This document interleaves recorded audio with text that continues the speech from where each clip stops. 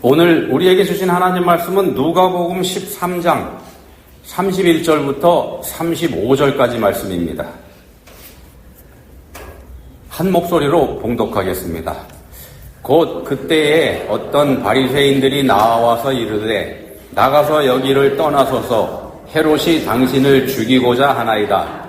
이르시되 너희는 가서 저 여우에게 이르되 오늘과 내일은 내가 귀신을 쫓아내며 병을 고치다가 제3일에는 완전하여지리라 하라. 그러나 오늘과 내일과 모레는 내가 갈 길을 가야 하리니 선지자가 예루살렘 밖에서는 죽는 법이 없느니라. 예루살렘아 예루살렘아 선지자들을 죽이고 내게 파송된 자들을 돌로 치는 자여, 암탉이 제 새끼를 날개 아래에 모음같이 내가 너희의 자녀를 모으려 한 일이 몇 번이냐. 그러나 너희가 원하지 아니하였도다. 보라, 너희 집이 황폐하여 버린 바 되리라. 내가 너희에게 이르노니 너희가 주의 이름으로 오시는 일을 찬송하리로라 할 때까지는 나를 보지 못하리라 하시니라. 아멘. 구약성경 민수기에 보시면은 모압 왕 발락이라고 하는 사람이 자기 나라 근처에 몰려들어온 이스라엘 사람들한테 겁을 먹죠. 워낙 숫자가 많으니까 잔뜩 겁을 먹고 그 당시에 국제적으로 유명했던 무당 발람이라는 사람을 초청합니다. 그래서 저 이스라엘을 좀 저주해달라 이렇게 부탁을 하죠. 그렇지만 성령의 역사로 이 발람이라고 하는 무당이 이스라엘을 저주하는데 실패합니다. 성령께서 허락하지 않으시니까 저주하지 못하죠. 그럼에도 불구하고 발람이 포기하고 떠나가면서 그냥 가는 게 아니고 모압 왕 발락에게 지혜를 주는데 꾀를 줍니다. 어떻게 무슨 꾀를 주냐 하면은 미인계를 써서 이스라엘 사람들을 넘어뜨려라. 이런 지혜를 줍니다. 이스라엘 사람들한테 미인계를 써가지고 이스라엘 사람들이 간음, 우상숭배 이런 죄를 짓게 만듭니다.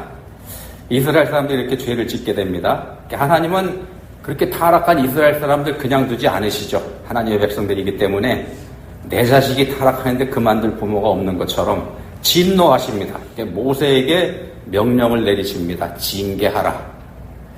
모세가 징계를 실행하는데 이때 정면으로 저항한 사람이 있습니다. 그 징계에. 민수기 25장에 보시면은 이런 말씀이 나옵니다. 민수기 25장입니다. 이스라엘 자손 한 사람이 모세와 온 회중의 눈앞에 미디안의 한 여인을 데리고 그의 형제에게로 온지라.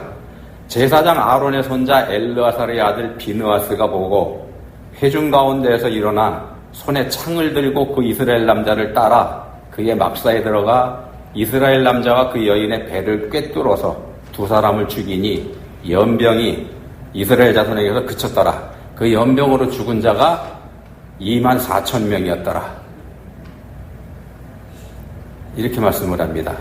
자, 하나님의 명령에 정면으로 반기를 들고 모든 백성들이 다 지켜보는 가운데서 보란듯이 이방 여인을 자기 막사로 데리고 들어간 사람이 있습니다. 그 사람을 비느하스가 쫓아가서 직결 처분해버리죠. 정면 도전하니까. 자, 이렇게 정면으로 저항한 사람이 시므온 지파의 지도자급에 해당되는 시므리라고 하는 사람입니다. 시므온 지파의 시므리. 그리고 이 사람을 직결 처단해버린 비느하스는 누구냐면은 아론의 손자입니다. 레위 지파 사람이죠. 레위 지파. 저항하고 반역한 사람은 시므온 지파 사람이고요. 그를 처단한 사람은 레위 지파 사람입니다. 창세기 49장에 보시면은요. 49장 1절에 이스라엘이라고 불리는 야곱이 12명의 아들들한테 이렇게 말합니다. 너희는 모여라. 너희가 후일에 당할 일을 내가 너희에게 이르리라. 너희가 후일에 당할 일이라고 그럽니다. 무슨 얘기냐면은 아들들과 그 후손들에 대한 미래에 대한 예언입니다. 그 얘기를 너희한테 들려줄게. 그렇게 하면서 그 중에서 둘째 아들 시므온하고 셋째 아들 레위에 대해서 이런 말을 합니다. 시므온과 레위입니다. 앞에서 시므온 지파, 레위 지파가 충돌을 했죠. 그 시므온과 레위에 대해서 말하는데 창세기 49장 5절부터 7절에서 이렇게 말씀합니다. 시므온과 레위는 형제요. 그들의 칼은 폭력의 도구로다. 내 호나 그들의 모의에 상관하지 말지어다. 내 영광아 그들의 집회에 참여하지 말지어다. 그들이 그들의 분노대로 사람을 죽이고 그들의 혈기대로 소의 발목 힘줄을 끊었음이로다. 그 노여움이 혹독하니 저주를 받을 것이요 분기가 맹렬하니 저주를 받을 것이라. 내가 그들을 야곱 중에서 나누며 이스라엘 중에서 흩으리로다. 시므온하고 레위한테요, 자기 아들들인데 저주를 받을 것이요 저주를 받을 것이다, 이렇게 얘기를 합니다. 그러면서 그들을 야곱 중에 나누며 이스라엘 중에서 흩으리로다, 이런 말을 합니다. 미래에 대해서 두 아들에 대해서 그런 예언을 합니다. 이 나누고 흩어지는 저주를 두 아들이 받습니다. 왜 이런 저주가 내리냐면 이게 창세기 49장에 나온 얘기인데요. 34장에서 무슨 일이 있었냐면 야곱의 딸 디나가 강간을 당하죠. 강간을 당한 거에 대해서 이 시므온과 레위 두 형제가 바로 보복에 나섭니다.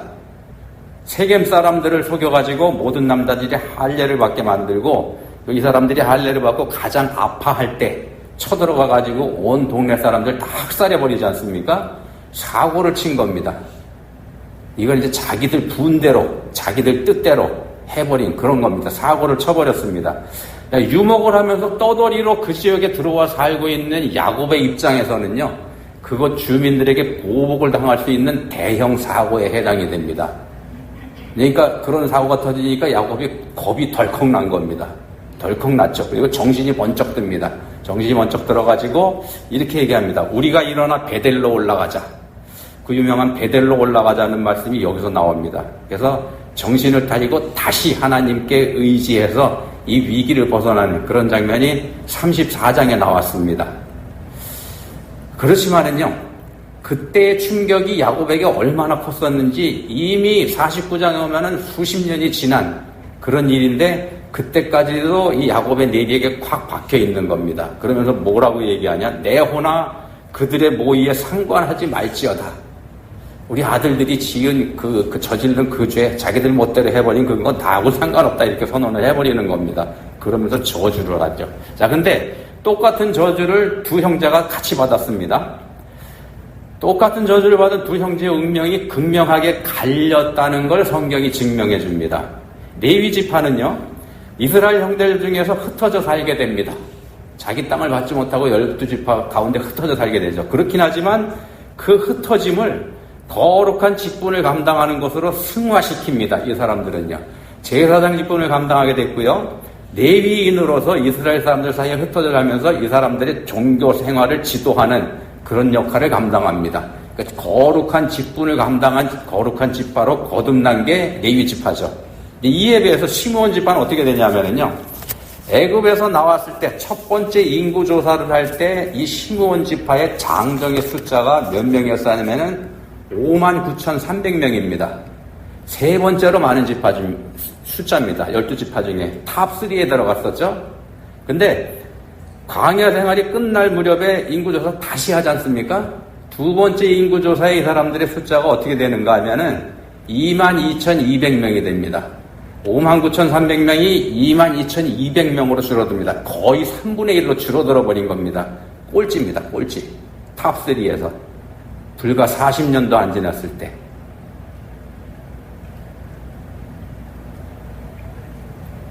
아까 2만 몇 명이 죽었다고 그랬죠. 연병으로. 학자들은 아마도 그 사람들이 거의 다 시므온 지파인가 보다, 그렇게 봅니다. 그 사람들이 대놓고 죄를 지었다는 얘기가 됩니다. 가나안에 들어가서도 이 사람들의 운명이 어떻게 되는가 하면은 땅을 분배받을 때요, 유다 지파가 받은 땅에 얹혀서 사는 그런 신세가 됩니다. 그리고는 마침내 이 시므온 지파는 지파 전체가 어디로 사라졌는지 나타나지 않습니다. 사라져버린 지파가 되고 맙니다. 자, 똑같은 저주를 받았음에도 레위 지파는 그 저주를 복으로 승화시킨 반면에 시므온 지파는 말 그대로 저주를 받아서 사라져버린 지파가 되어버린 겁니다. 어떤 차이가 있었습니까? 두 지파에. 레위 지파는 하나님의 일에 앞장선 반면에 시므온 지파는 오히려 하나님이 하시는 일에 저항하고 반역을 했더랬습니다. 앞에서 말씀드렸던 그 민수기의 그 사건이 상징적인 그 의미를 가지고 있습니다. 순종과 반역의 차이가 어떤 것인지를 이 두 지파가 분명하게 보여주고 있습니다. 레위 지파는 또 하나님이 내린 저주까지도 복으로 바꿀 수 있다는 그런 교훈을 우리한테 주고 있습니다. 본문 34절에 보시면은요, 예수님께서 절규에 가까운 탄식을 하시죠. 예루살렘아, 예루살렘아. 예루살렘이 어떤 곳입니까? 거룩한 도시지 않습니까? 지구상에서 유일한 도시입니다. 창조주 하나님의 성전이 있는 곳. 예루살렘 이외에 어떤 곳도요, 창조주 하나님의 성전이 세워졌던 곳은 이 지구상에 없습니다. 그야말로 복받은 도시가 바로 예루살렘입니다. 근데 예수님은 바로 그 예루살렘을 향해서 탄식하십니다. 예루살렘아, 예루살렘아. 그렇게 탄식하시는 이유가 뭐냐면은 곧바로서 이렇게 말씀을 하죠. 선지자들을 죽이고 내게 파송된 자들을 돌로 치는 자요. 자, 거룩한 도시이지만 거기서 선지자들을 죽였고 하나님께서 보내신 사람들을 거기서 죽였습니다. 예수님까지도 이제 거기서 죽일 겁니다. 당신 자신도 예루살렘에서 죽을 걸 미리 아시는 예수님께서 그 예루살렘을 향해서 탄식하시는 겁니다. 바늘도둑이 소도둑된다는 우리말도 있습니다만 작은 일에 익숙해지면 큰 일도 그다지 어려워지지 않습니다. 작은 일에 익숙하면 큰 일도 어려워지지 않습니다. 좋은 의미에서의 일도 그렇습니다만 나쁜 일, 그러니까 악한 일, 죄 짓는 일, 이것도 마찬가지입니다. 작은 죄를 반복하다 보면 큰 죄를 짓는 거 어렵지 않습니다. 본문의 헤롯처럼 까닭없이 의인을 죽이려고 하는 그런 상태까지 이르게 된다는 겁니다. 반발과 불순종을 거듭하다 보면은요, 큰 반역을 하는 자리로 나가게 돼 있습니다. 우리 인간이 존엄하다는 이유는 우리에게 선택 능력이 있기 때문입니다. 자기 의지로 선택할 줄 아는 것 때문에 우리 인간은 존귀합니다. 이 땅에 존재하는 생명체 중에 유일하죠. 그렇지만 불행하게도 죄로 오염된 우리 인간의 그 의지 때문에 우리가 존귀한데, 오염된 그 의지는 하나님과 가까운 도성 예루살렘이 성자 하나님을 죽이는 선택을 하게 된 것처럼 잘못된 길로 치달아가게 그렇게 만들어버립니다. 오염된 의지가 잘못된 길로 이끌어갑니다. 작은 범죄를 지을 때 하나님이 경고하시죠. 우리 양심이 소리를 지르게 만드십니다. 근데 그걸 무시하고 양심의 가책을 눌러버리면 어느새 우리는 큰 죄를 짓게 되죠. 큰 죄를 지으면서도 그게 죄가 아니다. 이건 죄가 아니야. 이렇게 우리 양심에다가 화인을 찍어버리게 됩니다. 그렇지만 양심의 소리에 귀를 기울이지 않을 때에도 하나님께서는 여전히 계속해서 우리를 깨우치십니다. 여전히 양심을 건드리시고요. 또 그걸 우리가 눌러버리면 다른 사람을 통해서 또는 다른 사건을 통해서 우리에게 계속해서 경고하십니다. 우리 그리스도인들에게는 말씀을 통해서 경고를 하시고, 근데 끝내 그 경고를 무시한다면 어떻게 될까요? 끝내 경고를 무시해버리면 노아의 홍수 사건이 좋은 예가 될 수 있는데, 땅에 사람들이 늘어나면서 타락이 점점 심해져 갔습니다. 노아 시대에. 그때를 성경에서는 이렇게 묘사합니다. 자기들이 좋아하는 모든. 자기들이 좋아하는 대로, 그러니까 자기들 멋대로 자기가 하고 싶은 대로 다 하면서 살았던 시대가 바로 그런 시대입니다. 문제는 사람들이 하고 싶어서 하는 그 일, 자기가 하고 싶든 자기 뜻대로 하고 싶은 그 일이 틀림없이 죄 짓는 일이 된다는 게 문제가 됩니다. 타락한 인간의 본성에 나오는 게 그겁니다. 지금 우리 시대도 우리 하고 싶은 대로 모든 일 다 하면서 살기를 바라고 있죠. 그리고 그렇게 사는 사람을 복된 사람, 행복한 사람, 출세한 사람, 성공한 사람 이렇게 얘기합니다만 사실은 그만큼 위험한 것도 없습니다. 그때 하나님께서는 노아를 통해서 사람들에게 경고하십니다. 방주를 짓게 하시죠. 120년 동안이나 짓게 하십니다. 그거 만드는데 120년 걸릴 게 뭐 있겠습니까? 120년 걸리게 하십니다. 그게 바로 메시지입니다. 노아가 그런 일을 하고 있는데 거기 메시지가 따라가게 돼 있죠. 그렇지만 모든 사람들이 노아의 방주 짓는 행위를 통해서 하나님께서 경고하시는 그 경고를 무시하고 조롱합니다. 어떻게 됐습니까? 그 결과는 모두 다 멸망이었더랬습니다. 예루살렘도 마찬가지입니다. 다윗 때에 예루살렘이 이스라엘의 수도가 됐고요. 솔로몬 때에 거기에 성전이 세워지면서 예루살렘은 존귀한 도시가 됩니다. 앞에서 말씀드린 것처럼 세계 유일의 도시가 되죠. 이게 이스라엘의 자부심이 되고요. 이스라엘 사람들은 예루살렘 성전에서 제사를 드리면서 자기들이 선택받은 하나님의 거룩한 백성이라는 자부심을 점점 키워갑니다. 자부심을 키워갑니다. 그리고 그 자부심을 훼손하는 사람이 나타나면 없애버립니다. 제거해버리죠. 바로 그 예루살렘에서 말입니다. 이사야 선지자를 비롯한 많은 하나님의 사람들을 거기서 죽입니다.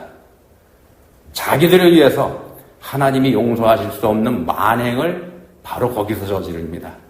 결국 하나님의 징계로 바벨론 포로로 이 사람들이 끌려가게 되지 않습니까? 예루살렘은 돌무더기가 됐고 사람이 살지 않는 황폐한 땅으로 그렇게 남게 됩니다. 바벨론 포로 때. 자, 하나님의 은혜로 어렵사리 그 바벨론 포로에서 풀려나서 다시 예루살렘을 세우지 않습니까? 다시 세운 예루살렘, 거기서는 이 사람들이 어떠했을까요? 혹독한 대가를 치르고서 이 사람들이 정신을 차리죠. 정신 차린 사람들이 우상 숭배하고는 완전히 결별을 합니다. 그때부터 우상 숭배 안 합니다. 오직 유일하신 여호와 하나님만을 섬기는 유일신을 섬기는 유대교인으로 거듭나죠. 거듭난 것 같습니다만 사람들의 죄성이라고 하는 거는요, 그렇게 만만한 게 아닙니다. 죄는 진화합니다. 진화는 인간이 진화하는 거 아닙니다. 동물이 진화하는 게 아니고 죄가 진화를 합니다. 작은 죄가 큰 죄를 낳고요. 작은 불순종은 큰 불순종으로 이어집니다. 인간은 갈수록 선해지는 존재 아닙니다. 인간은 갈수록 서로 협력하면서 평화를 이루어가는 그런 존재 아닙니다. 오히려 그 반대라는 걸 성경이 증거합니다. 실제로 우리 시대도 보면은 갈수록 무시무시한 무기가 더 개발이 되죠. 그게 인간들이 하는 짓입니다. 오직 하나님만을 섬긴다고 하면서도 이 사람들은 돌아와서 그렇게 새 예루살렘을 건설했음에도 불구하고 전에 지은 죄를 반복하게 됩니다. 겉모양은 달라졌습니다. 오직 유일하신 여호와 하나님만 섬기는 유대교인으로 속은 똑같습니다. 어떻게 되는가? 마침내 구원자로 오신 성자 하나님을 예루살렘에서 죽여버리지 않습니까? 예수님께서 그런 예루살렘에 대해서 이렇게 말씀하십니다. 그러므로 의인 아벨의 피로부터 성전과 제단 사이에서 너희가 죽인 바라게의 아들 사가랴의 피까지 땅 위에서 흘린 의로운 피가 다 너희에게 돌아가리라. 예수님을 죽인 대가를 예루살렘이 혹독하게 치르게 됩니다. 어떻게 치르게 되냐면요. 십자가에서 예수님께서 죽임당하시고 부활 승천하신 데가 대체로 정확하지는 않습니다만 주후 30년 경으로 이렇게 봅니다. 그때로부터 40년쯤 지냈을 때 무슨 일이 벌어지냐. 주후 70년도에 예수님이 경고하시고 예언하셨던 그대로 예루살렘이 망하게 되지 않습니까? 사람들의 자부심이었던 성전도 예수님이 말씀하신 그대로 문자 그대로 돌 위에 돌 하도 남지 않고 그대로 다 파괴돼 버립니다. 하나님의 이름과 명예가 걸려있던 성전이었지만 하나님께서는 그런 성전이 하나님의 성전이 파괴되는 거 막지 않으십니다. 그렇게 예루살렘이 심판을 당합니다. 근데 그래도 사람은 바뀌지 않습니다. 유다 사람들은 여전했고요. 하나님의 뜻이 아닌 자기들 뜻대로 자기들 신념을 가지고 살아갑니다. 끝까지 저항을 합니다. 그렇게 또 60년이 지나갑니다. 그래서 주 130년에 또 무슨 일이 벌어지는가 하면은요. 이번에는 그 유대인들의 반역에 넌더리가 난 로마 제국이 아예 유대인들을 유대 땅에서 다 쫓아내버립니다. 완전히 쫓아내버리고 아예 유대인이라고 피가 섞인 사람은 못 살지 못하게 합니다. 유대의 씨를 맞으기 위해서 지명도 바꿔버리죠. 유다라는 이름을 다 지워버리고 팔레스타인 이름으로다가 바꿔버립니다. 블레셋의 땅이라는 뜻입니다.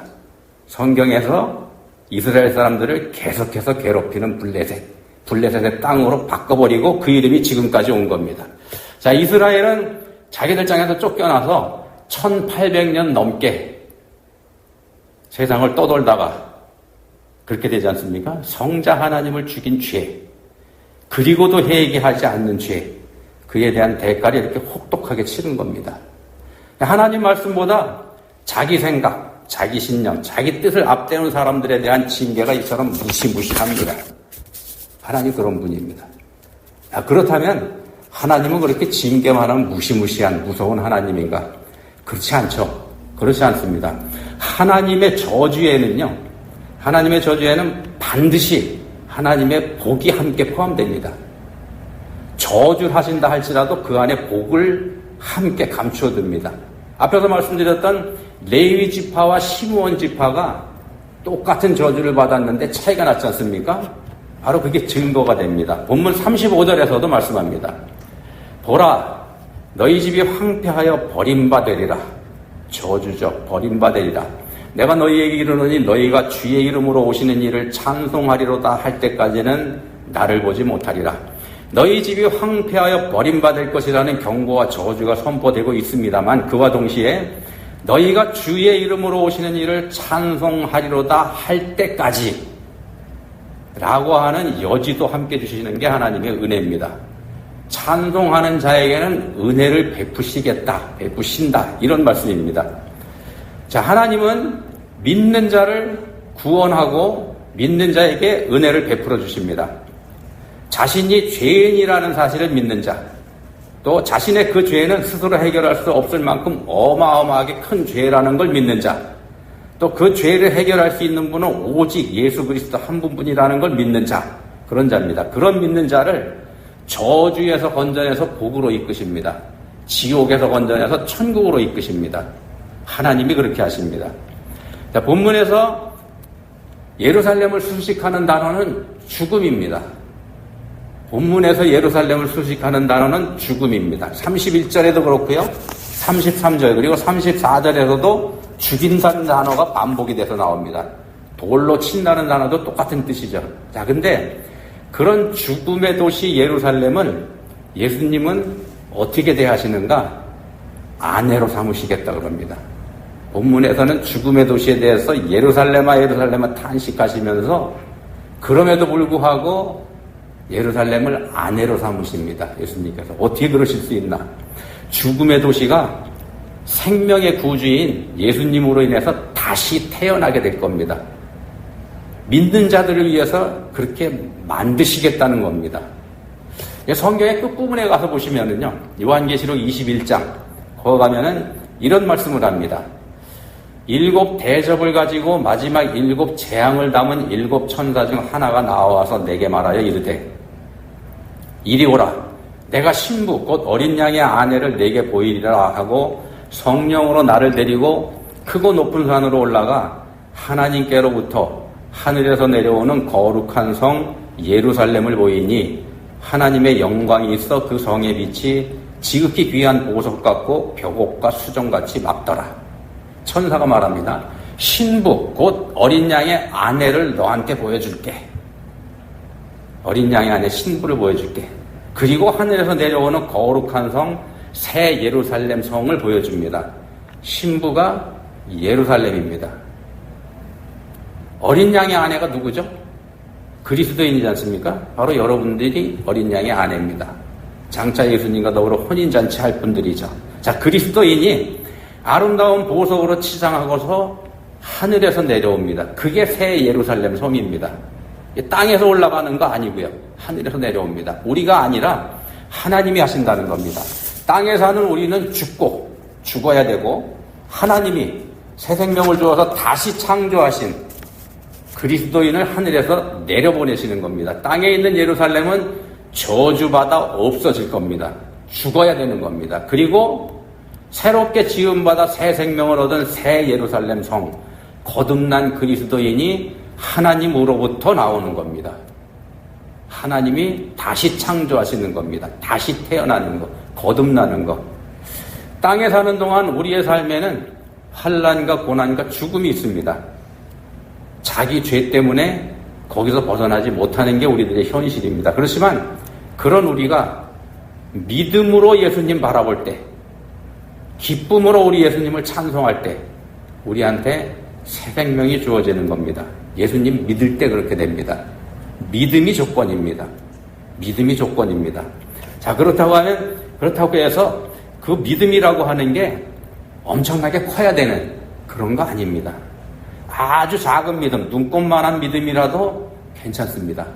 어떤 믿음이든지 하나님이 기쁘게 받으십니다. 겨자씨보다 작은 믿음이라고 할지라도 하나님께서는 그걸 받아가지고 나무보다 크게, 큰 나무처럼 새가 깃들이만큼 큰 나무로 그렇게 자라게 하시는 분이 우리 하나님이십니다. 하나님이 하시는 겁니다. 우리는 그냥 믿으면 되는 거고요. 기도하시겠습니다. 하나님 아버지, 옛날 예루살렘은 복받은 도시이고 거룩한 도시였더랬습니다. 그렇지만 인생들의 죄가 그 거룩함을 망가뜨릴 때 하나님 그것을 버리셨습니다. 탄식하고 애통해 하셨습니다. 그리고 믿음으로 주님을 찬송하는 자를 주님의 아내로 새 예루살렘으로 새롭게 창조하신다 하셨습니다. 저희가 믿음으로 새로워지기 원합니다. 믿음으로 주님 앞에 나아갈 수 있기 원합니다. 저희를 도와주시기 원합니다. 예수님 이름으로 기도합니다. 아멘.